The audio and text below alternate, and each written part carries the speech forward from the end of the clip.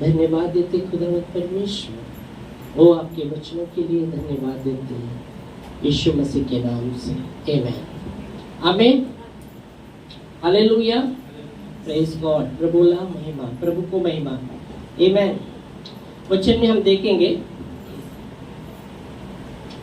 नीति वचन में लिखा गया है, जो संभल कर बोलता है वो ज्ञानी पुरुष ठहरता है, और जिसकी आत्मा शांत रहती है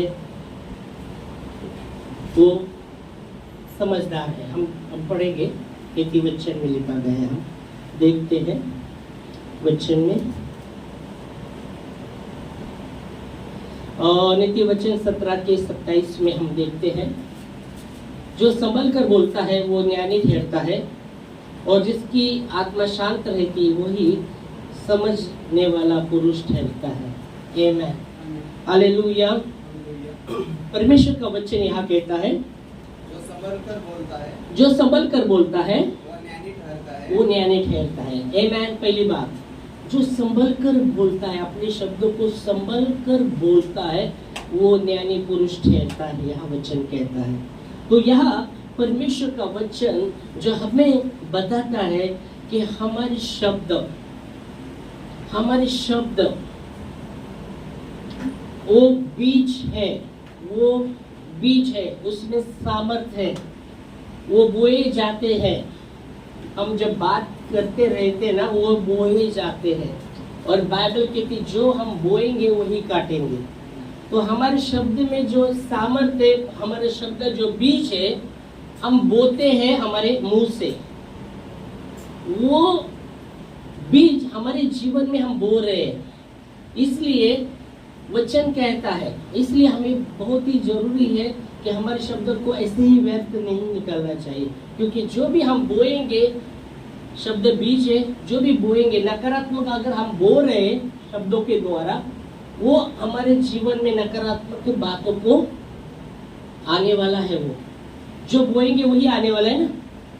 अगर आप जो बोते हैं वही आएगा। अगर आपने आपके जैसे आपके इसमें खेत में अगर आपने गेहूं बोया तो गेहूं ही आने वाला है। अगर आपने आपके खेत में ज्वारी बोया तो ज्वारी आने वाला है। वैसे ही जो बोएंगे वही आने वाला है। और इसलिए यहाँ वचन में लिखा गया है, नीति वचन लिखने वाला कहता है, जो मनुष्य संभल कर बोलता है वो ज्ञानी पुरुष ठहरता है। आमीन। और इसलिए हमारे शब्द में सामर्थ्य है, हमारे शब्द बीज है, जो भी हम बोएंगे वही आने वाला है। जो भी शब्द हम बोलते हैं वही आने वाला है, उसका ही फसल आने वाला है। अगर हम नकारात्मक बोल रहे हैं वो हमारे जीवन में ही उसका फसल आने वाला है, क्योंकि हम बोल रहे हैं उस शब्द को, हम बोल रहे हैं। इसलिए बाइबल कहती है, भजन में लिखा गया, मेरा जबान निपुण लेखनी बनी है, जो राजा से मैंने बात करी। हम पढ़ेंगे भजन संहिता 45 के 1-2 वचन में, शायद हम देखेंगे 45 के 1-2 वचन में। भजन संहिता 45। मेरा हृदय एक सुंदर हाँ उमड़ रहा है। हाँ, ओ मेरा हृदय एक सुंदर विषय के उमंग से उमड़ रहा है। और वो कहता है कि जो बात मैंने राजा से क्या की है, रची है, उसको सुनाता हूँ। फिर आगे, मेरी जबान, मेरी जीभ निपुण लेखक की लेखनी बनी है। मेरी जीभ निपुण लेखक की लेखनी बनी है। ओके, तो यहाँ वचन 1 में ही हमको मिलता है। और 2 वचन में, तू मनुष्य की संतान में परम सुंदर है, तेरे होठों में अनुग्रह भरा हुआ है। इसलिए परमेश्वर ने तुझे सदा के लिए आशीष दे दी है। आमेन, हालेलुया, प्रेज गॉड, परमेश्वर को महिमा। वो कहता है मेरी जीभ, एक विषय वचन कहता है कि मेरी जीभ निपुण लेखनी लेखनी बनी है। प्रेज गॉड, मतलब हमारा जबान है वो, यहाँ जब वो बता रहा है जो भी हम बोल रहे हैं वो लिखा जा रहा है। इसलिए यीशु मसीह ने कहा तुम्हारे शब्द के द्वारा तुम निर्दोष ठहरेंगे, तुम्हारे शब्दों के द्वारा दोषी ठहरेंगे। ये वचन लिखा है, तुम्हारे शब्दों के द्वारा। हम पढ़ेंगे वचन वो भी मत्ती के 12:37 वचन में, मत्ती 12:37 में तुम्हारे शब्द हाँ की हाँ हो, ना की ना। जो अधिक है वो बुराई से भागा है। पर यहाँ वचन कहता है कि तुम अपने बातों के द्वारा निर्दोष और तो अपने बातों के द्वारा दोषी ठहरेगा। क्योंकि तो अपने बातों के कारण, तो अपने बातों के कारण निर्दोष और अपनी बातों के ही कारण दोषी ठहरेगा। तू अपने बातों के द्वारा निर्दोष, तू अपने बातों के द्वारा दोषी ठहर जाएगा। मतलब जो यहाँ बोया जा रहा है वही आने वाला है। अगर हम सकारात्मक बातें करते, सकारात्मक बातें हमारे जीवन में होने वाली। अगर हम नकारात्मक बातों को निकालते तो वो नकारात्मक ही आने वाला है। आज जो भी परिस्थिति हमारे जीवन में निर्माण हो रहा है ना, वो हमारे जबान के द्वारा है, हमारे शब्दों के द्वारा है। इसमें परमेश्वर का कुछ नहीं, हमारे द्वारा है, क्योंकि हमने वो बोया है। आज वो फसल आया है सामने। इसलिए बाइबल कहती है गलती में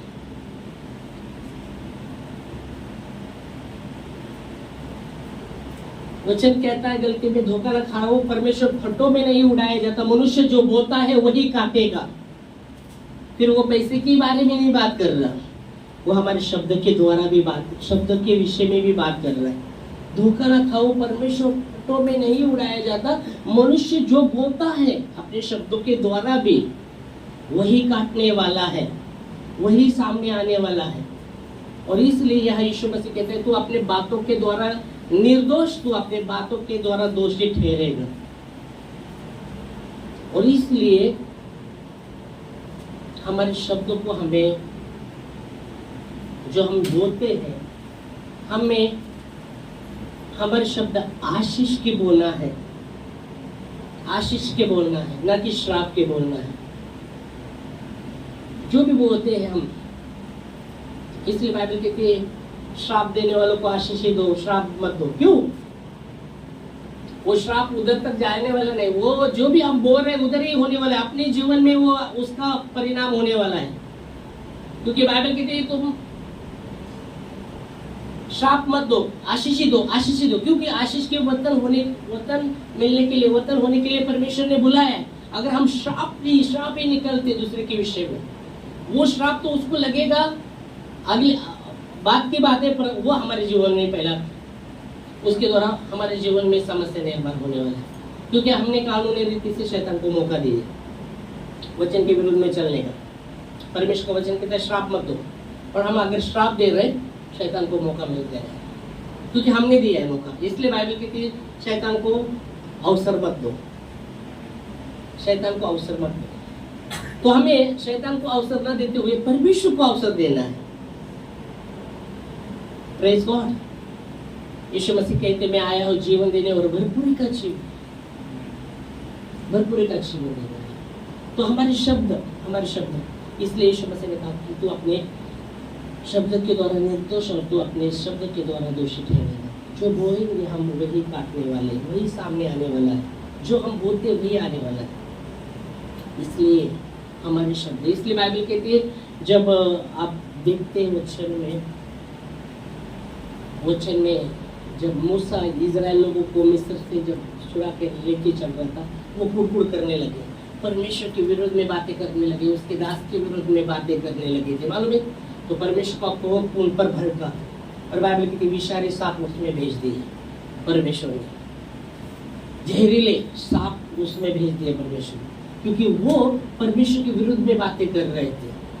परमेश्वर के विरुद्ध में, मूसा के विरुद्ध में वो बातें करने लगे थे, परमेश्वर के सेवक के विरुद्ध में वो बातें करने लगे और इसलिए परमेश्वर का क्रोध उन पर भड़का और बाइबल कहती परमेश्वर ने विषारी सांप उनमें भेज दिए और वो डसने लगे एक एक को। क्यों? शब्दों के द्वारा। शब्द उन्होंने क्या किया? परमेश्वर के विरुद्ध में बातें की जो नहीं करनी चाहिए थी। परमेश्वर की बड़ाई करनी चाहिए थी उन्होंने, पर वो परमेश्वर के विरुद्ध में बातें करने लगे थे। जो परमेश्वर की बड़ाई करना चाहिए वो बड़ाई के योग्य है, महिमा के योग्य है, हमेशा के वो महिमा के योग्य है, हर समय वो परमेश्वर भला है, तो वो परमेश्वर के विरुद्ध में बातें करने लगे थे। और परमेश्वर ने जिसे मूसा को चुना था मिस्र से इस्राएल लोगों को छुड़ाने के लिए, वो लेके चल रहा था उसके आज्ञा के अनुसार, और उसके भी विरुद्ध में वो बातें करने लगे थे और इसलिए परमेश्वर का क्रोध उन पे भड़का और विषारी सांप। गिनती के 21वां अध्याय में अगर आप पढ़ते, चलो आते हम 21वें शायद, गिनती 21 से 21वां अध्याय, और अगर आप पढ़ते, पढ़ो 21 गिनती की किताब 21वां अध्याय, एक से पढ़ो, खास करके इधर से, ओके, एक से नहीं, 4 से पढ़ेंगे। फिर उन्होंने और पहाड़ से कुछ करके लाल समुद्र का मार्ग लिया, मार्ग लिया कि एदोम देश से बाहर ऊपर जाए, और लोगों का मन मार्ग के कारण बहुत व्याकुल हो गया। बहुत व्याकुल हुआ, मार्ग के कारण उनका मन क्या हुआ? बहुत व्याकुल हुआ। इसलिए वे परमेश्वर के विरुद्ध बात करने लगे। देखो, जब वो व्याकुल हुए वो क्या करने लगे? परमेश्वर के विरुद्ध में बातें। और मूसा से कहा, हाँ, मूसा से कहा, तुम लोग हमको मिस्र से जंगल में मरने के लिए क्यों ले आए हो? हाँ, क्यों लेके आए हो? हमें मिस्र से जंगल में मरने के लिए क्यों ले आए हो? यहाँ न तो रोटी है, ना तो यहाँ रोटी है, और न पानी है, और हमारे प्राण इस निकम्मी रोटी से दुखी हुए हैं, दुखी थे। ओके, तो 5 तक हमने पढ़ा। यहाँ जब वचन कहता है कि वो मार्ग के कारण बहुत व्याकुल हो गए, वो मार्ग के कारण व्याकुल हुए। गिनती 21वां अध्याय 21 उसका 4 से हम पढ़ रहे। तो मार्ग के कारण वो व्याकुल हुए, मार्ग के कारण वो व्याकुल हुए। परमेश्वर का वचन कहता है, परमेश्वर का वचन देखो, मार्ग के कारण वो व्याकुल हुए। और परमेश्वर क्या कहते हैं? यीशु मसीह क्या कहते हैं? यूहन्ना 14:1 में,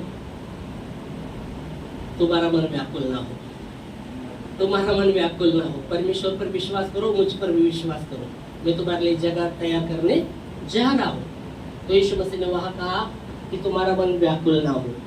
और यहाँ वचन कहता है वो मार्ग के कारण उनका मन व्याकुल हुआ। बहुत बार जब व्यक्ति व्याकुल होता है, वो जो नहीं निकालना चाहिए वो निकालने की कोशिश करता है, और वही है शैतान, वही उसमें ही वो ध्यान ही रखता रहता है। कब?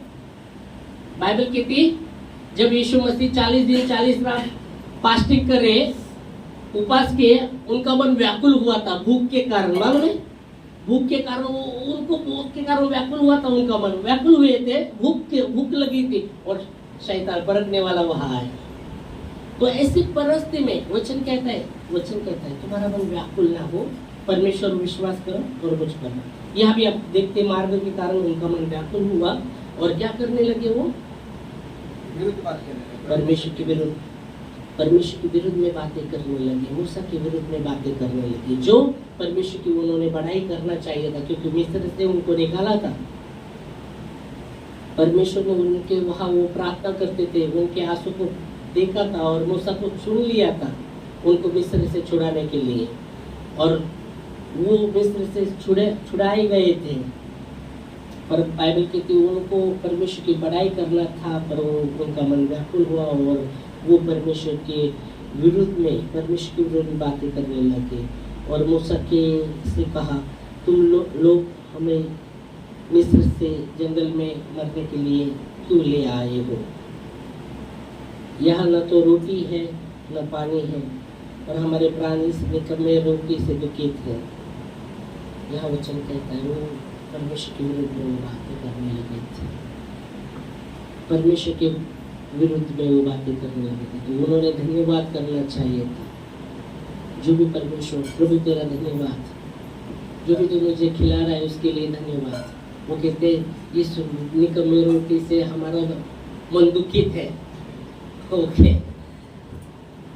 तो धन्यवाद देना चाहिए था उन्होंने, क्योंकि परमेश्वर उनको खिला रहा था,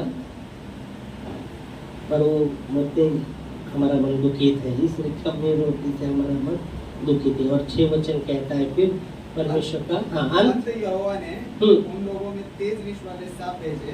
ओ परमेश्वर ने देखा वो परमेश्वर के विरुद्ध में बातें करने लगे थे, वो परमेश्वर की बड़ाई करना चाहिए था, उन्होंने परमेश्वर के विरुद्ध में बातें कर रहे थे, इसलिए परमेश्वर का कोप उन पर भड़का और विषारी सांप उनमें भेज दिए।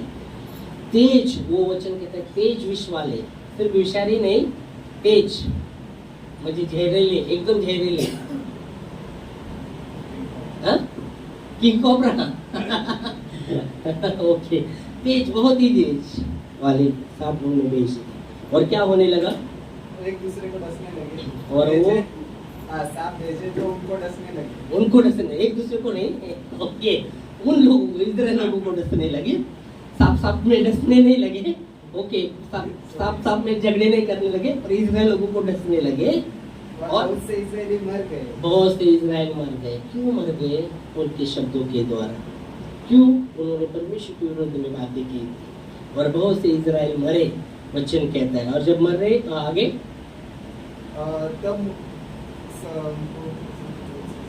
तब लोग मूसा के पास जाकर कहने लगे, हमने पाप किया है, उन्होंने मान लिया कि हमने पाप किया है, क्योंकि हमने यहोवा के और तेरे विरुद्ध बात की है। हमने बात किए हैं, हमने जो नहीं करना था परमेश्वर के विरुद्ध में, तेरे विरुद्ध में बातें की है, जो हमें नहीं करना चाहिए था, हमने पाप किया है और हमने तुम्हारे विरुद्ध, परमेश्वर के विरुद्ध और तुम्हारे विरुद्ध में क्या किया है? बातें की है। यहोवा से प्रार्थना करके हाँ, वह सांपों को हमसे दूर करे। और वो फिर उन्होंने मान लिया अपनी गलती को और वो कहते प्रार्थना करो कि ये सांप हमसे दूर हो, ये हमसे वो सांप दूर करे। तब मूसा ने उनके लिए प्रार्थना की। यहोवा ने मूसा से कहा, एक तेज विष वाले सांप की प्रतिमा बनवाकर खंबे पर लटका। तब जो सांप से डसा हुआ उसको देख ले, वह जीवित बचेगा। आमीन। तो यह वचन कहता है कि यहोवा से प्रार्थना कर और ये सांप हमसे दूर किए जाए, क्योंकि हमने पाप किया है, क्योंकि हमने यहोवा के विरुद्ध और तेरे विरुद्ध में बातें की है। यहोवा से प्रार्थना कर कि ये सांपों को हमसे दूर करे। इन्होंने यहाँ आप देखते पश्चाताप किया है, अपनी गलती को मान लिया। बाइबल कहती है जो अपनी गलती को छुपाता है उसका कार्य कभी सफल होता नहीं, जो कबूल करके छोड़ देता है उस पर दया की जाएगी। यहाँ उन्होंने कबूल किया है अपनी गलती को। हाँ, हमने बातें की है, परमेश्वर के विरुद्ध में बातें की, तेरे विरुद्ध में बातें की, और तू प्रार्थना कर। और जैसे वचन कहता है मूसा प्रार्थना करता है तो परमेश्वर प्रार्थना का उपाय बताता है। एक क्या कहा है? मूसा जब प्रार्थना करता है तो परमेश्वर उपाय बताता है, एक तेज विष वाले सांप की प्रतिमा बनाना, वो खंबे पर लटकाना। तब जो सांप से डसा हुआ उसको देख ले, वह जीवित बचेगा। वो बच जाएगा। और आगे और मूसा ने पीतल का एक सांप बनवाकर खंबे पर लटकाया, और तब सांप से डसे हुए में से जिसने उस पीतल के सांप की ओर देखा वह जीवित बचे। आमीन, हालेलुया, प्रेज लॉर्ड।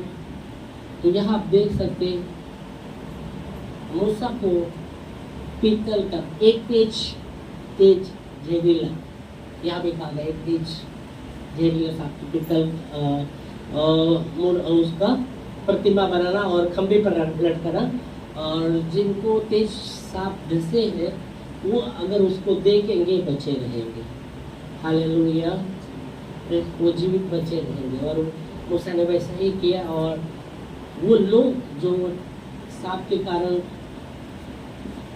सांप ने उनको काटा था, वो जब वो उस तेज वो पीतल के सांप को जो खंबे पर लटका देखने लगे, वो बचे रहे। आमीन, हालेलुया।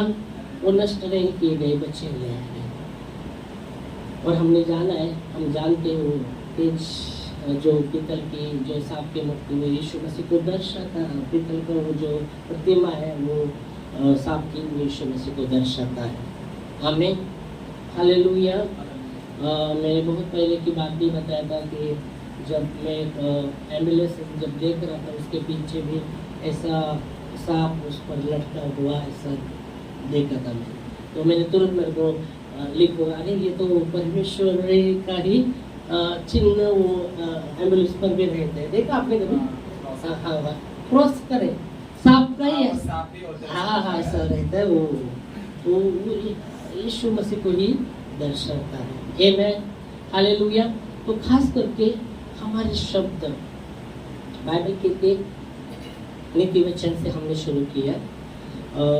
जो संभल कर बोलता है वो ज्ञानी पुरुष ठहरता है।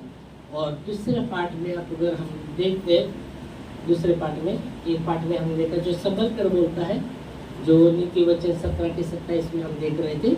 जो संभल कर बोलता है वो ज्ञानी पुरुष ठहरता है, और जिसकी आत्मा शांत रहती है वो समझने वाला पुरुष ठहरता है। Hallelujah, praise the Lord. दूसरे पार्ट में 27, और जिसकी आत्मा शांत रहती है वो समझने वाला पुरुष ठहरता है। जिसकी आत्मा शांत रहती है वो समझने वाला पुरुष ठहरता है।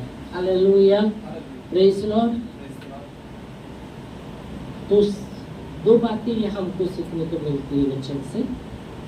दो बातें, एक तो हमारे शब्द को हमें ऐसे व्यस्त नहीं, नकारात्मक नहीं निकलना चाहिए किसी के विषय में भी, न कि अपने परिवार के विषय में, न कि और किसी लोगों के विषय में। क्योंकि बाइबल कहती है, परमेश्वर का वचन कहता है आशीष दो, श्राप मत दो, आशीष ही दो,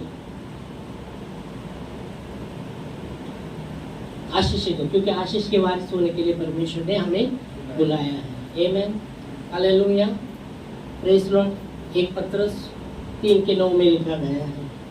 1 पत्रस 3:9 में लिखा गया है, गाली के बदले गाली, निंदा के बदले निंदा मत करो, उलट आशीष ही दो, आशीष ही दो, क्योंकि आशीष के वारिस होने के लिए। 1 पत्रस 3 अध्याय 9 वचन।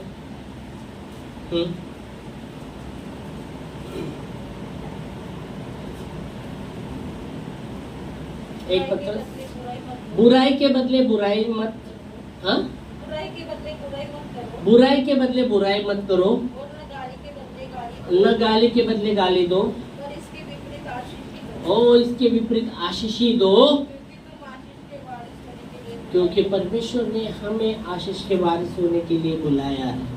आमीन, हालेलुया। परमेश्वर ने हमें आशीष के वारिस होने के लिए बुलाया है। इसलिए बाइबल कहती है बुराई के बदले बुराई मत करो, गाली के बदले गाली मत दो, विपरीत आशीष ही दो, आशीष ही दो, क्योंकि आशीष के वारिस होने के लिए परमेश्वर ने हमें बुलाया। जब हम आशीष ही बोलते हैं दूसरे के विषय में भी, जो हम बोल रहे हैं वही हमको मिलने वाला है, वही हमको मिलने वाला है। आमीन, आमीन। आशीष ही हम बोलते हैं दूसरे के विषय में, आशीष ही बोलते हैं तो वही आने वाला है ना। क्योंकि ज़बान, हमारे शब्द एक बीज है, हम बोल रहे हैं तो हमें आशीष को बोलना है, हमें भलाई को बोलना है। इसलिए वचन कहता है यहाँ, आमीन। जो संभल कर बोलता है वो ज्ञानी पुरुष कहता है, जिसकी आत्मा शांत रहती है वो समझने वाला पुरुष ठहरता है। आमीन, हालेलुया। इस समय हम खड़े होंगे प्रार्थना में और प्रभु को धन्यवाद देंगे, उसके वचन के लिए हम उसको धन्यवाद देंगे। आज जो भी परिस्थिति हमारे जीवन से हम जा रहे, ये हमारी ही गलती है। परमेश्वर विश्वास योग्य है, वो वचन के द्वारा वो काम करता है। वचन के बाहर परमेश्वर काम नहीं करता, वचन के अनुसार वो काम करता है। जब हम उसके वचन को पकड़े रहते हैं, उसके द्वारा वो हमारे जीवन में काम करता है। Hallelujah, thank you Lord, thank you Lord. प्रभु धन्यवाद देते खुदावन परमेश्वर, आज जो भी परिस्थिति से हम जा रहे हैं प्रभु, हम जानते हैं आज जैसे आपके वचन से हमने सीखा है प्रभु जी। हाँ प्रभु ईश्वर, जो संभल कर बोलता है वो ज्ञानी पुरुष रहता है, जिसकी आत्मा शांत होती है, शांत रहती है, वो समझने वाला पुरुष रहता है। वो धन्यवाद देते हैं, धन्यवाद देते हैं प्रभु जी। ओ प्रभु जी धन्यवाद देते हैं, हम आपकी स्तुति करते हैं प्रभु, आपके सम्मुख हम आते हैं प्रभु जी। ओ प्रभु यीशु मसीह, वो जो भी बोया है आज वो फसल हमारे सामने है और उससे हमें बच नहीं सकते, हमें उसको काटना ही होगा। जो फसल आया है,